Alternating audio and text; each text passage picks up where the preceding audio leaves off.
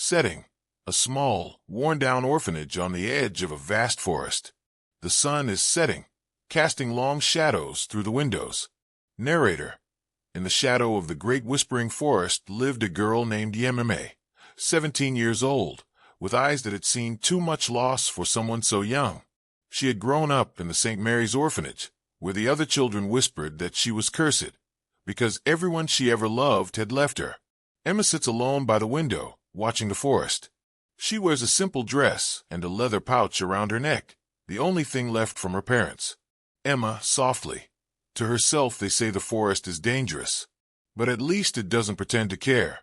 M.R.S. Henderson, the stern matron Emma. Stop daydreaming and help with dinner. Setting: the village square near the native tribe's settlement. Torches burn. People are gathering, their faces filled with worry. Narrator: that night, the village erupted in panic. Little Kiona, a 5-year-old girl from the Makwa tribe, had wandered into the forest and hadn't returned. The tribal elders and the strongest hunters had searched for hours, but the forest had swallowed her whole.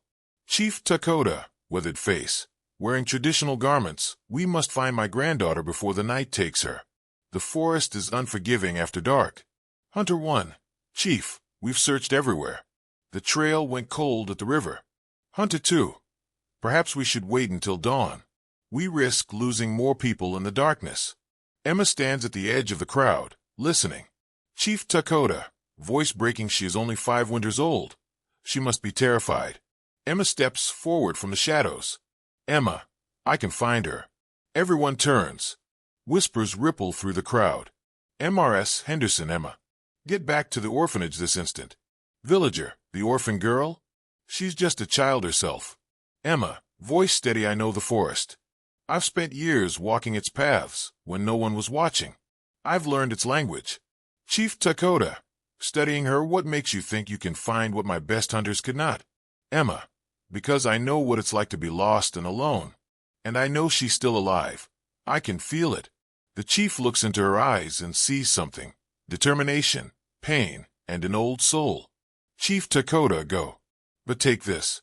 He hands her a small pouch with sacred herbs. If you find her, burn these, and we will see the smoke. Setting: the dense forest. Moonlight barely penetrates the canopy. Strange sounds echo around. Narrator: Emma entered the forest as others watched with doubt. But she had secrets the villagers didn't know.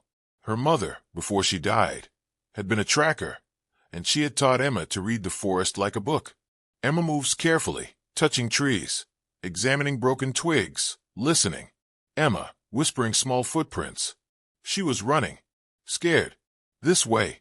She follows barely visible signs: a disturbed leaf, a scuff on bark, a child's handprint in moss.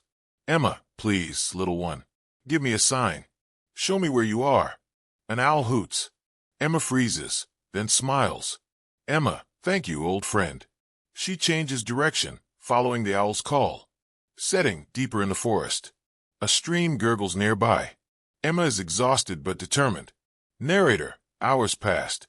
Emma's feet were cut and bleeding. Her dress was torn by thorns. But she pressed on, driven by a force she couldn't explain. Perhaps the memory of her own loneliness, or perhaps something deeper. Emma reaches a stream. She sees something: a small piece of cloth caught on a rock. Emma, picking it up her dress. She crossed here. But the stream splits into 3 directions. Emma, feeling defeated for a moment: which way? Think, Emma, think. She closes her eyes, remembering her mother's words. Emma's mother's voice: memory, soft. The forest speaks to those who listen with more than their ears. Feel it. Where would a frightened child go? Emma takes a deep breath. She places her hand on the earth. Emma, not downstream, too fast and loud. Not left, too many thorns. She'd go right, toward the gentle sound of. Opens eyes: the waterfall. Setting: a small cave behind a waterfall. The sound of water is constant but somehow peaceful. Narrator: as the first hints of dawn began to break, Emma found the cave. And there, curled up like a small bird, was Kiona, cold, scared, but alive. Emma crawls into the cave. Kiona is sleeping, shivering. Emma, gently: Kiona, little one, wake up. You're safe now. Kiona's eyes flutter open. She sees Emma and immediately starts crying. Kiona, I want my grandfather. I want to go home. Emma, wrapping her in her own shawl, I know, sweetheart. I'm going to take you home. But first, let's get you warm. Emma builds a small fire and holds Kiona close. Kiona, are you an angel? Grandfather says angels watch over lost children. Emma, tears in her eyes, no, little one. I'm just someone who knows what it's like to be lost. Kiona, were you lost once? Emma, I've been lost my whole life. But tonight, maybe I found something too. Emma takes out the sacred herbs and burns them outside the cave. Smoke rises into the dawn. Setting, the edge of the forest. The entire tribe and village are gathered. When Emma emerged from the forest carrying Kiona, the sun was just breaking over the horizon, painting the sky in gold and pink. The entire tribe fell silent. Emma, exhausted, walks toward the crowd carrying Kiona. The chief runs forward. Chief Takota, Kiona. My precious child. He takes Kiona, then turns to Emma, tears streaming down his weathered face. Chief Takota, you brought her back. You tracked her through the darkness when all others had given up. The tribal elders gather around. Elder woman, she has the spirit of the ancient trackers. She reads the forest's heart. Elder man, this child has no family, yet she risked everything for one of ours. Chief Takota, Emma, you're no longer alone. You are no longer orphaned. The chief removes a sacred necklace from his own neck, a beautiful piece with feathers and beads. Chief Takota, in our tribe, we crown our heroes not with gold, but with honor. This necklace has been worn by our greatest protectors. Today, you have earned your place among them. He places the necklace around Emma's neck. The entire tribe begins to chant and drum. Chief Takota, from this dawn forward, you are Emma Wabagwan, Emma the flower who grows in the forest. You are our daughter. You are our sister. You are our hero. Emma, overwhelmed, begins to cry. For the first time in her life, she feels she belongs. Emma, voice-breaking, I have a family. Chief Takota, you always did. You just had to find your way home.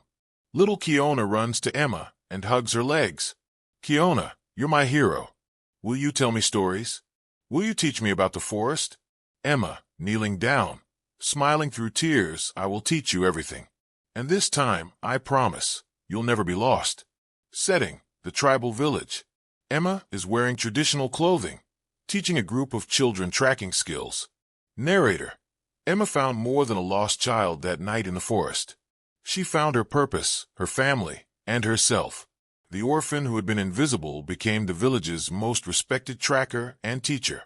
And sometimes, on quiet evenings, she would sit with Chief Takota and little Kiona, and they would watch the forest together, no longer as something to fear, but as an old friend who had brought them all home. Emma, surrounded by children, looks up at the forest and smiles. Emma, the forest is never our enemy. It only seems dark when we're lost. But once we learn its language, she touches her heart. It becomes the place where we find ourselves. Kiona, will you take us tracking tomorrow, Emma? Emma, of course. And I'll teach you the most important lesson of all. Children, what's that? Emma, that sometimes, when we set out to save someone else, we end up saving ourselves. The sun sets over the forest as the tribal drums begin their evening song. Emma, once alone, is now surrounded by love, finally home.